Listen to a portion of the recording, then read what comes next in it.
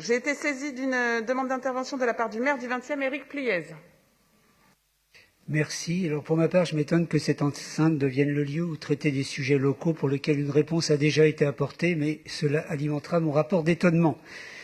Alors je reviens sur les faits, puisque maintenant tout le monde est dans l'affaire. La CGT Affaires scolaires a en effet déposé plusieurs préavis de grève couvrant l'ensemble des jours ouvrés du mois de décembre 2020 pour les agents de la caisse des écoles du 20e arrondissement. Dès réception de ce préavis, j'ai pris contact avec cette organisation afin de recevoir ses représentants et engager un dialogue permettant de traiter l'insatisfaction exprimée. Ce rendez-vous a été fixé d'un commun accord au 14 décembre 2020 et de fait, aucun mouvement n'a été à noter au cours des 10 premiers jours du mois et aucune intention supplémentaire n'a été exprimée.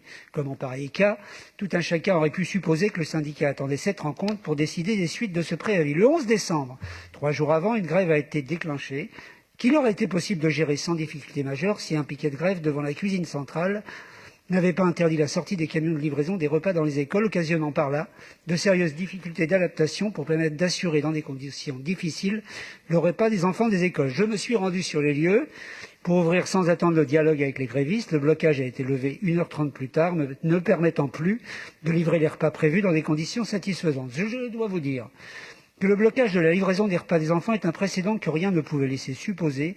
C'est à mes yeux une transgression majeure, surtout à l'heure où tant de familles subissent une précarité alimentaire alarmante.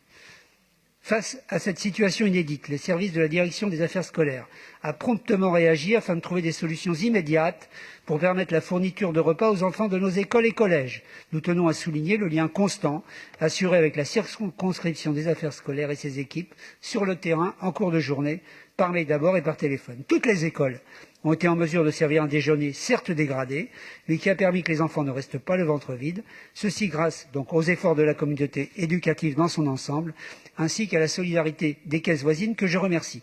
Il va de soi que le déjeuner n'a pas été facturé aux familles. Cela étant établi, j'ai rencontré l'organisation syndicale à l'origine de ce mouvement. Ces revendications sont de 3 ordres. Nationale, avec une demande d'augmentation de la valeur du point d'indice. Parisien, elle met en avant sa volonté d'entrer dans un dispositif de déprécarisation des agents. Et là-dessus, je pense qu'effectivement, nous avons un travail à mener.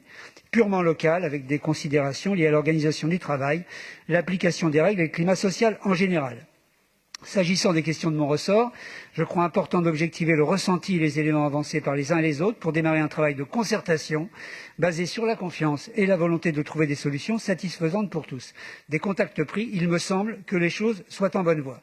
Je ne peux cependant pas laisser affirmer des inexactitudes. Ainsi, Madame Simonet, vous écrivez qu'une écrasante majorité des agents habitent très loin de leur lieu de travail. Ils sont en réalité 52% à habiter Paris. Vous parlez de sous-effectifs, alors que pour une moyenne parisienne de 9,2 ETP d'agents sur fonction opérationnelle pour 100 000 repas, nous trouvons à la Caisse des écoles du 20e 10,1 ETP sur fonction opérationnelle pour les mêmes 100 000 repas.